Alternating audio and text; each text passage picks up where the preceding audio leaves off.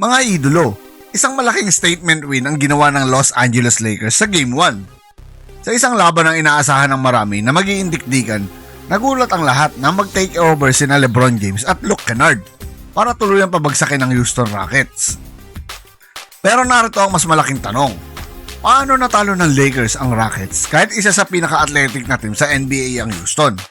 At mas lalo pang nakakagulat, wala si Kevin Durant sa lineup ng Rockets dahil tinamaan ng right knee contusion sa practice game nila. Kaya ngayon, ang tanong ng lahat, kaya bang makabawi ng Houston Rockets sa Game 2? O simula na ito ng dominasyon ng Lakers sa series? Alaman natin lahat ng nangyari sa Game 1, ang mga dahilan ng panalo ng Lakers, at ang mga adjustment na dapat gawin ng Rockets para bumalik sa laban. Alam natin na first game pa lang ito, pero malaking kumpiyansa para sa Lakers to mga idolo. Hello guys, welcome! What's up mga idolo? Welcome back sa ating channel. At ngayong araw, pag-uusapan natin ang Game 1 ng Lakers versus Rockets Playoff Series na nagresulta sa isang malaking panalo ng Lakers. Hindi lang ito simpleng panalo, ito ay isang strategic win na nagpapakita kung paano ginamit ng Lakers ang kanilang experience at shooting upang talunin ng isang batang Rockets team. Mula pa lang sa first quarter, makikita na agad ang plan ng Lakers. Hindi nila hinahayaang makakuha ng momentum ang Rockets. Instead, ginawa nila ang tatlong bagay. Pinabagal ang tempo, kinontrol ang rebounds at ginamit ang outside shooting. Dito nagsimulang mag-shine si Luke Kennard. Maraming pansang nagulat dahil hindi siya inaasahang magiging X-factor ng Lakers sa Game 1. Dahil matatandaan natin, nung nandyan si Luka Doncic at Austin Reeves, hindi siya halos pinapasahan ng dalawa. Pero ngayon, malaki ang tiwala sa kanya ni King James. Pero sa bawat pagkakataon na nagkakaroon ng run ng Rockets, sumasagot si Kennard ng isang clutch 3-pointer. At kapag may shooter na ganito kakainit, napakahirap nito para sa Houston Rockets na inexperience. Pero syempre, hindi magiging kumpleto ang kwento kung wala ang leader ng Lakers, si LeBron James. Sa edad na marami na ang nagdududa kung kaya pa ba niyang dominahin ang playoffs, muli niyang napatunayan kung bakit isa siya sa greatest players sa kasaysayan ng NBA. Hindi lang scoring ang ginawa ni LeBron, ginawa niya ang tatlong bagay na nagpapanalo ng laro: playmaking, tempo control, at leadership. Sa bawat pagkakataon na bumabalik ang Rockets sa laro, si LeBron ang nagsiset ng offense, minsan drive, minsan kick out pass, at madalas assist papunta kay Luke Kennard para sa open 3. At isa sa pinakamalaking factor sa Game 1 ay ang pagkawala ng Rockets ng kanilang superstar na si Kevin Durant. Kapag wala ang isang elite scorer tulad ni Durant, nawawala ang dalawang bagay: isolation scoring, defensive attention. Kapag nasa court si Durant, kadalasan 2 o 3 defenders ang nakabantay sa kanya. Ibig sabihin, mas maraming open shot para sa teammates. Pero sa Game 1 na ito, nakita natin na hirapan ng Rockets gumawa ng offense kapag bumabagal ang laro. At dito sila na-exploit ng Lakers dahil sa inexperience nga sila mga idolo. At kung may isang pangalan na hindi inaasahan magiging headline ng Game 1, iyon ay si Luke Kennard. Kilalang shooter si Kennard, pero sa laban na ito, naging game changer siya. Bakit? Dahil ginawa niya ang tatlong bagay: consistent perimeter shooting, off-ball movement, clutch scoring.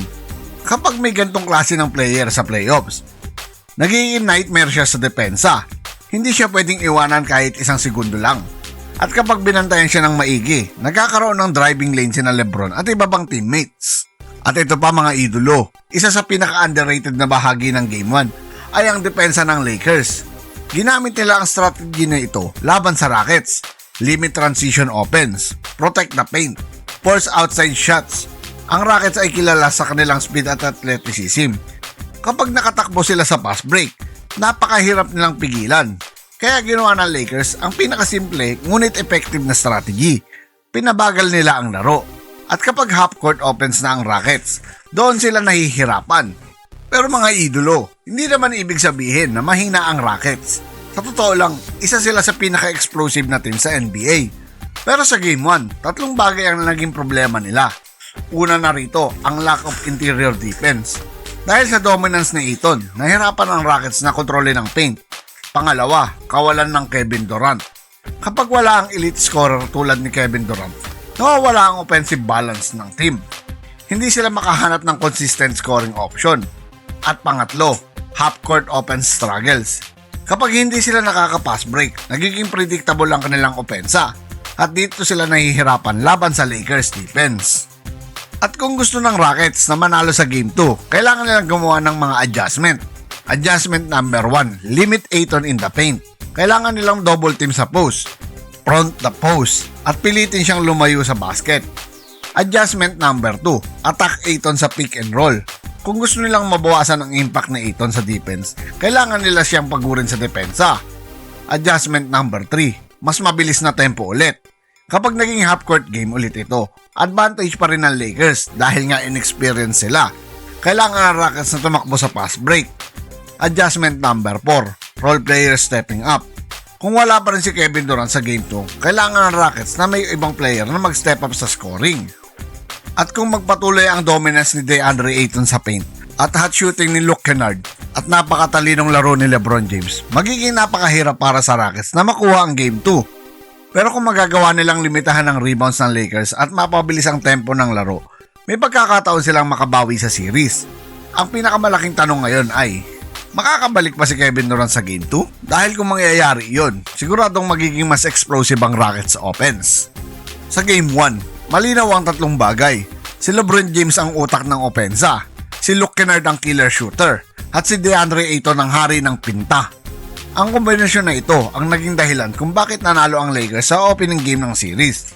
Pero tandaan mga idolo, ang playoff ay isang battle of adjustment at siguradong may bagong strategy ang Rockets sa Game 2. Has played against 11 different father-son combinations, including Jabari Smith as 5 on the 24. Sengun inside. Smart gets inside and Cody almost took it away. He's had some excellent defensive possession. Thompson goes inside. Smart. Thompson pulls back out. 4 on the shot clock. Thompson against Hachimura gets inside. The runner is good. For what's missing and do it in a different way. He sets that start in transition. You gotta get out on the break. Smart. Not a good shot. James just 6 points, but the 10 assists in that first half. Backs in, leans in, backs it, helps out. Kicks it out in the corner. Smith wide open 3. Got it. On 1 break. Hachimura. Kung gusto mo pa ng maraming NBA playoff analysis, prediction at breakdown, siguraduhin mo naka-like, subscribe at pindutin ang notification bell button para hindi mo mamiss ang susunod nating NBA content.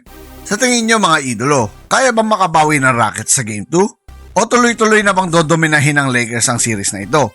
I-comment nyo sa baba ang inyong prediction. Dahil dito sa channel na ito, basketball ang tunay na panalo. Once again, this is your Spotlights in Sports. Maraming salamat mga ka-sports. Parang may mali na naman ah. Once again, this is your Spotlight in Sports. Maraming salamat mga ka-sports.